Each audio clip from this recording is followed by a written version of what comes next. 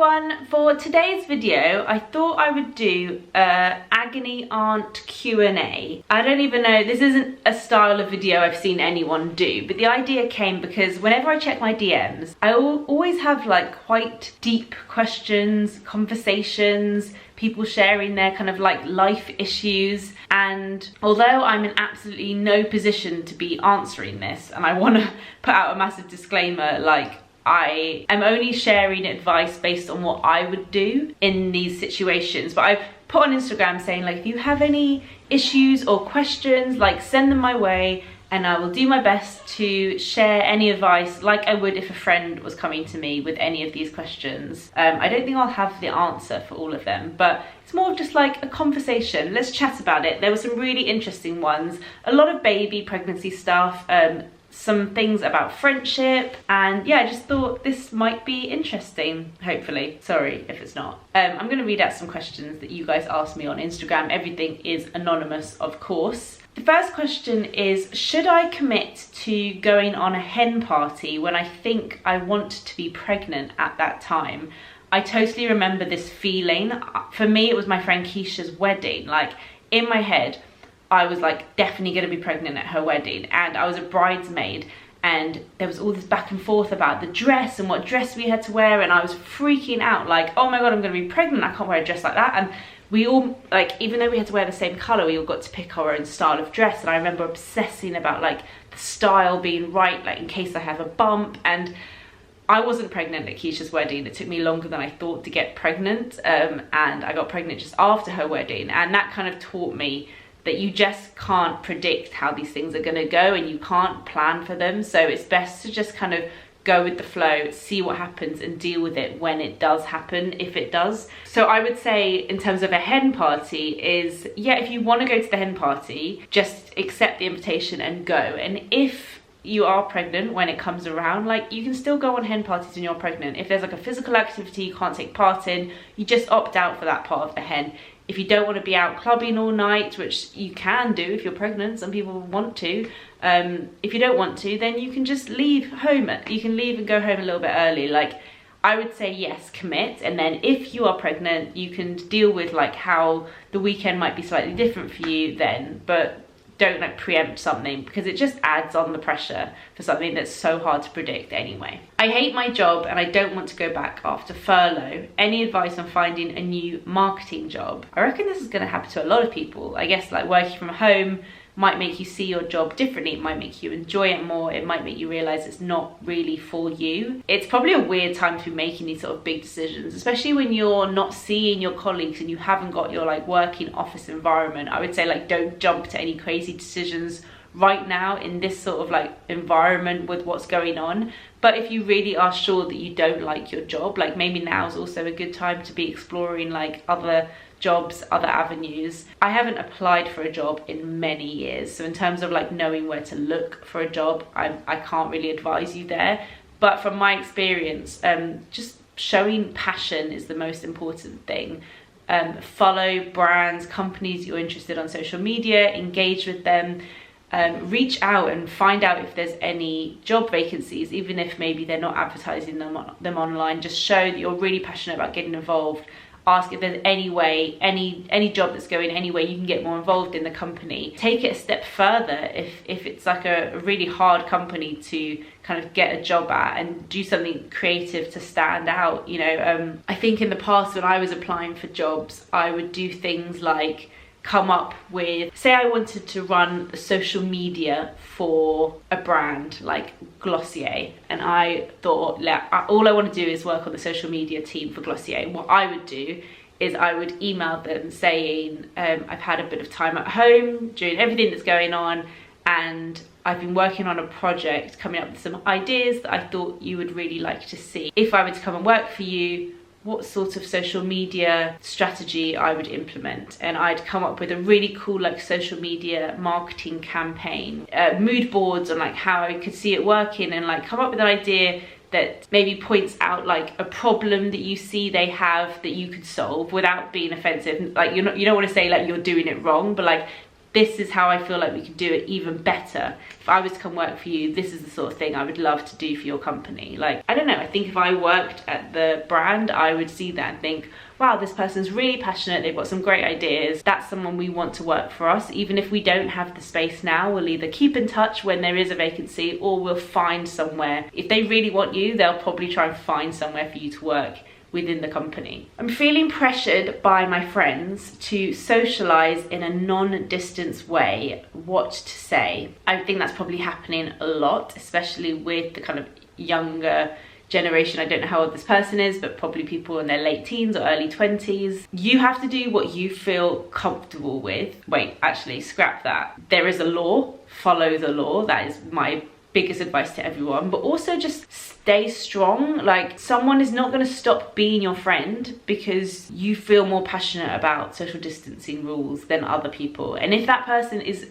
not going to be your friend because of it, that's not someone you want in your life anyway. Trust me, sometimes things like this, like, bring a light stuff about people you know that you didn't know before, and that's a good thing. So I would say just stay strong. Like, it doesn't have to be an argument. Say, just put it to bed. Say, look, Sally, this is how I feel. It's okay if we have different opinions. You do you, I'll do me. This is what I feel comfortable with. I'm gonna do that. Like, can we just move on and make this an enjoyable experience, doing it in our own way? It's hard to have that confidence when you're younger.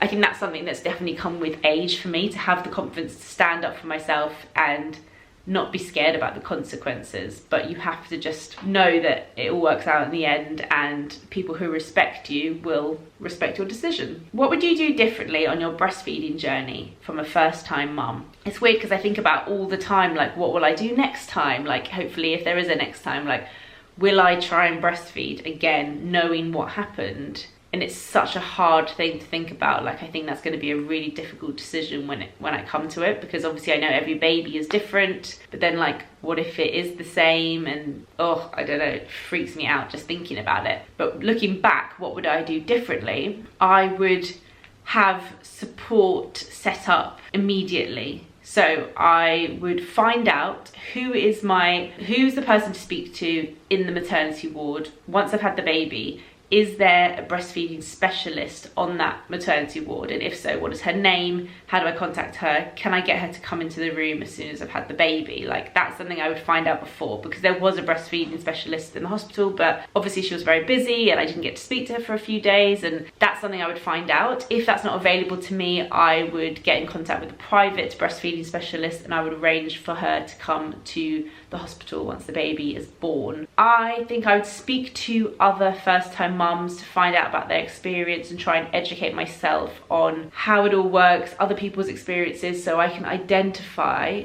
more when I was, you know, at the point where I got put on a pump for every hour. That's when I should have stopped and said, nope, this is not how it's going to go for me. But I didn't really know what was going on. It's really, really tricky. Honestly, I don't know if I could have done anything differently. The hormones as well makes it really hard to have like a clear brain, really. How do you survive the week before your wedding without biting each other's heads off?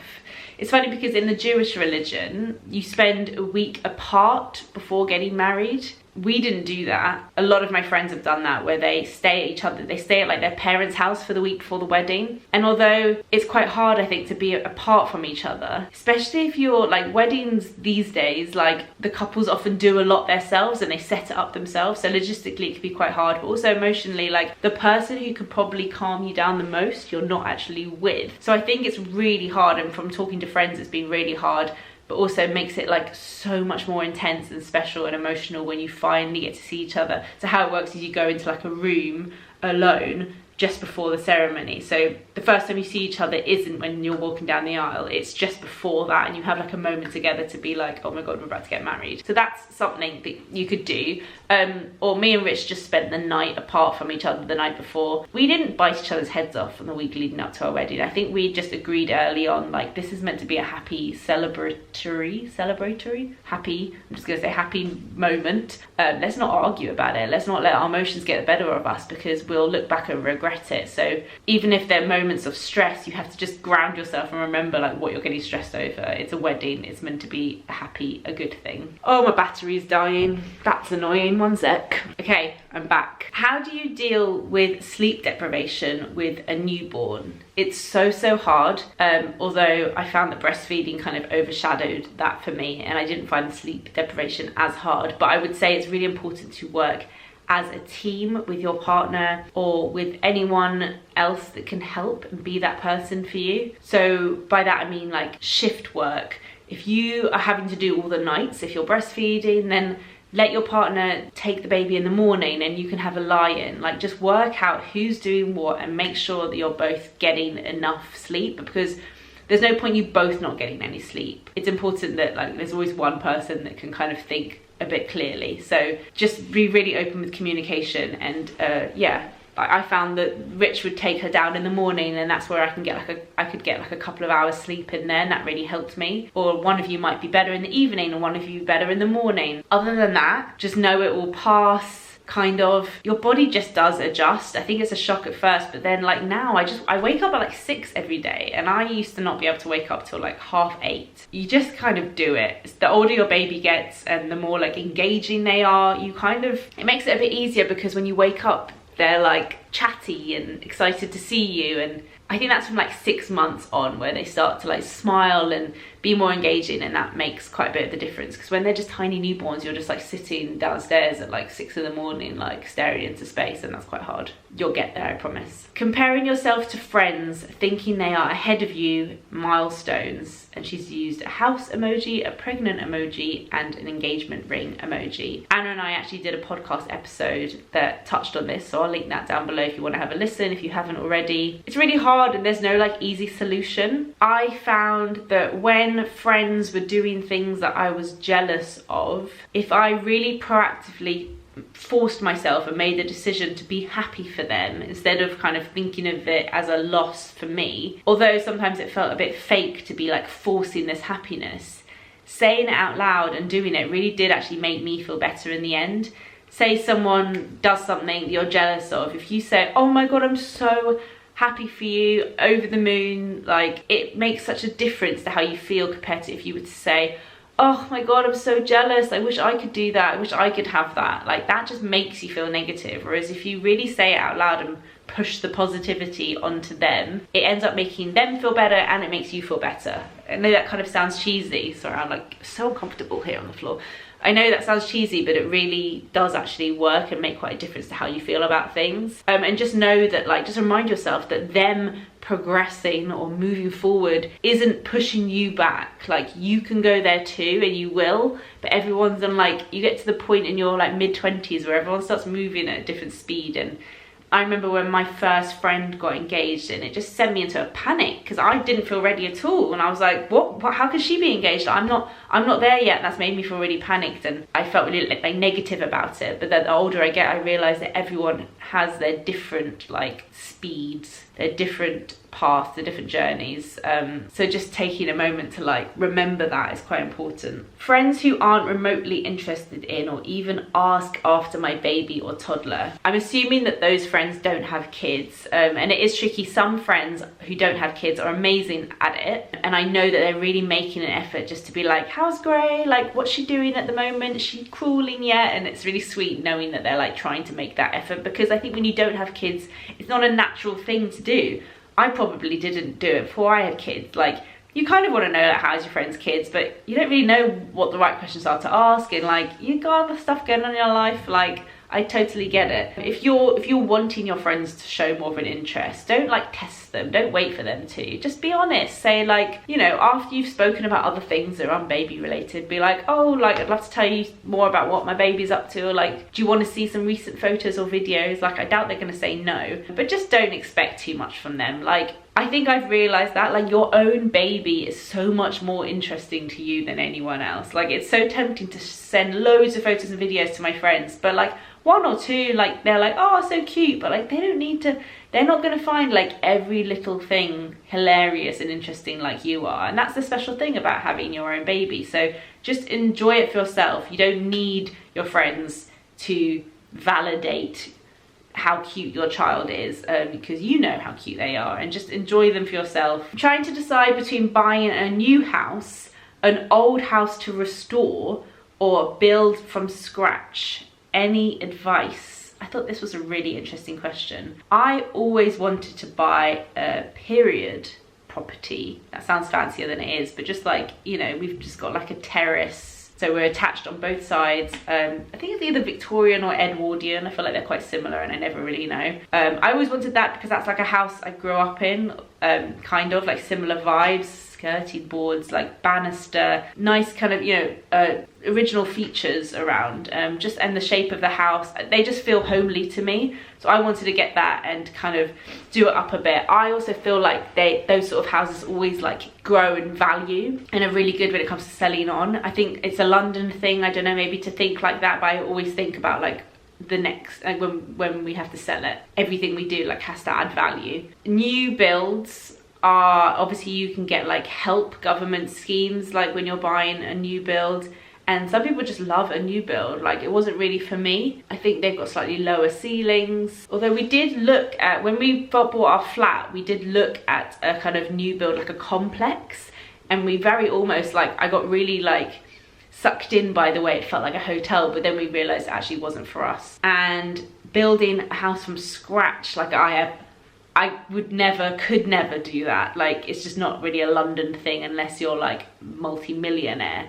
But like Rich's parents in Suffolk, they built their house from scratch like 25 years ago or something. But his dad's a builder, like, so he just like did it himself. So I would get an old house to restore, but I guess you just need to, I always feel like in situations like this, write down the pros and cons. I really want to know what this person ends up doing. My boyfriend doesn't want kids and we've been together for 5 years. How do you know he's the one? This is so hard, and I feel really lucky that me and Rich grew together. Like, we met when we were 19 at uni, and a lot can change in those years, and I think people end up sometimes breaking up. Oh my god, Rich just put on like pumping music downstairs. I think people sometimes end up breaking up if they kind of end up going like this. From people I know who have broken up, like, they end up going in different directions, and I feel really lucky that me and Rich, even though we've both changed so much since we were 19, and obviously with my job so much has changed, and we've both changed for different reasons, we've changed kind of together, and we've always stayed in the same path, and I think that is key. And I feel really lucky, and I think about that a lot. And the fact that we both wanted kids, and we never really discussed that before, and it just worked out in the end. I would recommend reading a book called Olive by Emma Gannon. I thought it was a really interesting read about this topic. Olive, the main character, didn't really feel like she wanted kids, and her boyfriend did, and it's really interesting hearing about, like, and actually this might help you if your boyfriend is the one that doesn't want kids, because Olive is the narrator of the book. It might help you to like hear inside her thoughts, because it was just so interesting. So I guess it's an ongoing conversation. And how do you know he's the one? Like, people always ask me, like, how do you know Rich is the one? I just didn't really, I never thought like, oh, I know he's the one. I just never doubted that he wasn't, I guess. Sorry if that wasn't helpful. That's a really tricky one. Friendship issues at 20. School friends, like that, massively changed, excluding me, etc. Same thing, it's kind of the same thing as like a boyfriend, like, but friends specifically, like, friends change a lot, especially like after uni, going into your 20s and 30s, you all start going off in different pathways, different jobs, you make different friends at different jobs. Some people might get into new relationships, some people might go like the marriage, baby route, some people won't. And I've definitely over the years found that my friendships have changed, and they're some of my best friends that I absolutely speak to every single day now. We had like periods of times, especially during uni, where we didn't speak that often, and we led quite different lives. I think just keep in touch and know that one day you'll come back together if it's going to work out. Don't like put the pressure on something that doesn't feel right. It's okay to just check in every now and again and say, hey, how have you been? Like, what's going on? You don't have to talk every day and be like the closest, bestest friends if you feel like at the moment that doesn't feel right. Also, just be really open. I always just think honesty, communication is key in any relationship. Like, pick up the phone, have a chat, FaceTime them and be like, hey, what's going on? I feel like there's really weird vibes between us at the moment. I feel like we're not chatting as much. Like, is everything okay? Like, let me know if this is just me being paranoid, or have I done something to upset you? Like, at least then you know you've tried. Because there's nothing worse than like falling out with someone and just never addressing the fact. Like, never speaking again, but not really understanding why. I just think like that's such a waste. We can't decide on a last name for our family after we get married, as both of us like to keep our own names. Tips. This is always like a big, well actually it's not always a big discussion. Some people just take their partner's name. We had a big discussion about it. I would definitely describe myself as a feminist, and I wanted Gray to grow up. Well, I wasn't pregnant, I didn't even know who Gray was, but like I wanted my future kids to grow up knowing like that I am a proud feminist. So we definitely had this discussion, and that was important to me. It wasn't the case of I'm gonna keep my name because I'm a feminist. It was I'm gonna have this conversation with you because I'm a feminist. So we explored all the different options. I didn't feel like it was right for Rich to take my surname because my dad actually changed his name when he was 17. He had a very well-known Jewish surname, and he changed his surname to his middle name, mainly because he found at work it was getting really complicated to have to spell his surname all the time. And actually I think now, much later in life, he feels quite guilty for changing his name. At the time he said he was only 17, he didn't even think about it, and now he feels quite guilty, and he always thinks like, I wonder if my dad was upset that I changed my name. So Rich didn't want to take my name because he was like, it doesn't really have much history to it. It only goes back to your dad. It doesn't go back generations, and I think that is a fair point. We actually considered for a while taking my dad's original name and both taking it, which meant that we would both get a new surname. But as I said, it is a very Jewish name. I would have been proud to have that name, and so was Rich actually, but we kind of tested it out for a while and it just felt a bit weird. It felt a bit strange. Rich, as you know, isn't Jewish, and I'm not sure. It didn't feel right, I don't think. Then we kind of explored double barreling our names, but my sister's double barreled hers, and her husband's name is quite similar to Rich's surname, so it all would have sounded very similar.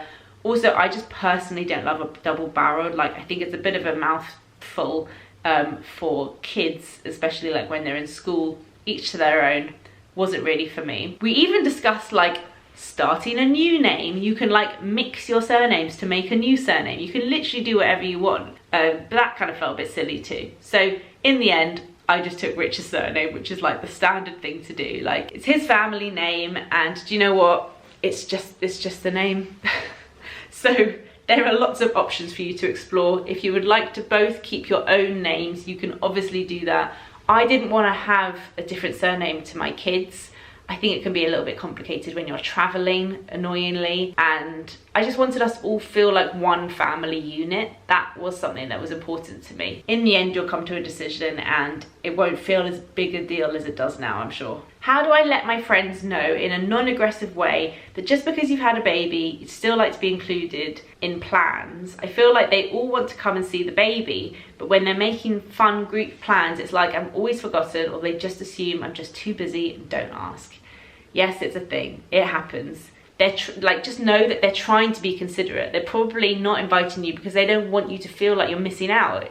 If they're doing something that they blatantly know you're not going to be able to do because you're at home breastfeeding a baby 24/7, they probably don't want to say like, oh, do you want to come to this trampoline park? Because they know that you can't, and then you know that they're doing that. So they're probably meaning well, but I totally understand from your side as well. Like, you just want to feel like you're invited, and then it's your decision that you can't go, and they're not deciding for you.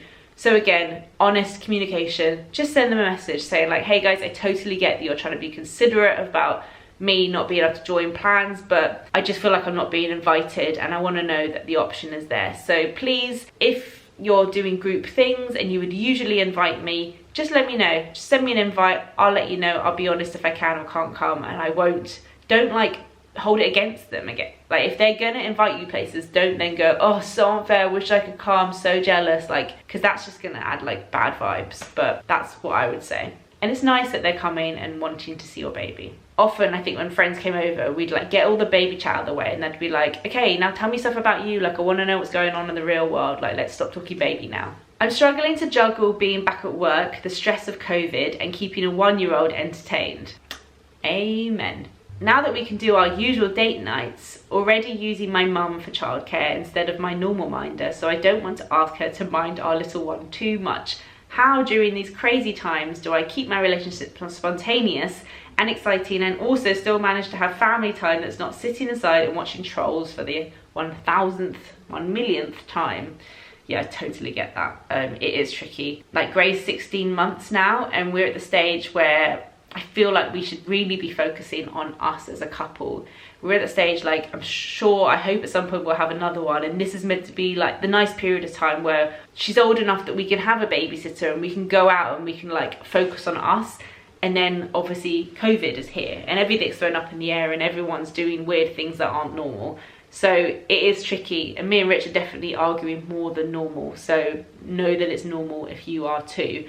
It's just such a weird time. You have to keep reminding yourself this is not normal circumstances. If you have the energy to, which I totally understand if you don't, you can do things like, once your baby's asleep, if the weather's nice, you can have dinner in the garden and make it feel like a picnic vibe, or make it feel like you're doing something outside that's a little bit different.